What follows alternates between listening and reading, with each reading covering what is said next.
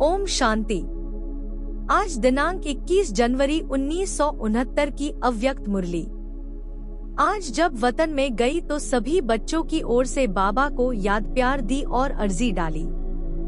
ब्रह्मा बाबा को भी अर्जी डाली तो ब्रह्मा बाबा यही बोले कि मेरा हाथ तो शिव बाबा के पास है, जो कराएंगे हम वही करेंगे।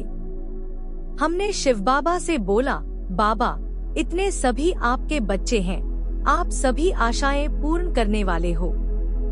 बाबा एक आश हमारी पूर्ण कर दो। तो बाबा ने फौरन एक डाल दिखाई जिसके बीच में लिखा हुआ था, भावी टाले नाहिंग टले। तो हमने बाबा को कहा, अगर यही भावी है तो सभी बच्चे जो इकट्ठे हुए हैं वे शिव बाबा और ब्रह्मा बाबा दोनों से मिलना चाहते हैं। बाप दादा ने कहा, जैसे हमेशा बाप दादा बच्चों से मिलते हैं वैसे आज भी बच्चों से मिलेंगे। फिर शिव बाबा ने ब्रह्मा बाबा से कहा कि आपकी क्या राय है। शिव बाबा ने कहा कि जब बच्चा बड़ा होता है तो बाप और बच्चा समान होता है, तो मैं भी मुरब्बी बच्चे की राय बिना कुछ नहीं कर सकता हूँ। पहले बाप फिर बच्चा, अभी है पहले बच्चा फिर बाप। तो यही वतन में देखा, दोनों ही एक समान और एक दो के बहुत स्नेह और प्रेम में थे। जैसे दो मित्र मिलते हैं ऐसे ही बाप दादा दोनों की आपस में रूहान की सीन दिखाई दे रही थी। ब्रह्मा बाबा कहे जो आज्ञा और शिव बाबा कहे जो बच्चे की राय, दोनों ही मुस्कुरा रहे थे। हमने कहा, एक सेकंड के लिए बच्चों से मुलाकात करके आइए। उस समय दोनों की तरफ देखा तो आंखों से ऐसा लगा कि जो शिव बाबा ने कहा वह ब्रह्मा बाबा को मंजूर था। बाप दादा गुलजार संदेशी के तन में पधारे और महावाक्य उच्चारण किए। आपको आकारी बनाने बाप दादा अभी भी कायम है और कायम रहेगा।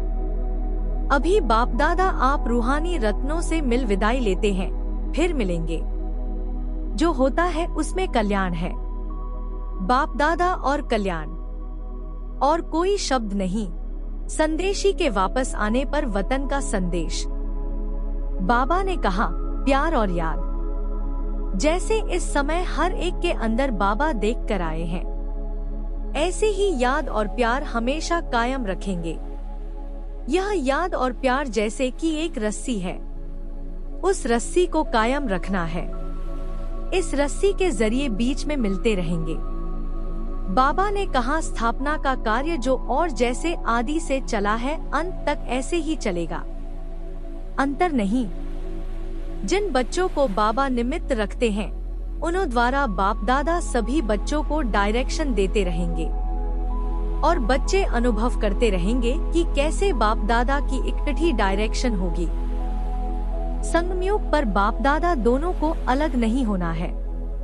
बाबा ने कहा, सभी को दो शब्द कहना, अटल और अखंड। यह बाप दादा दोनों की सौगात है।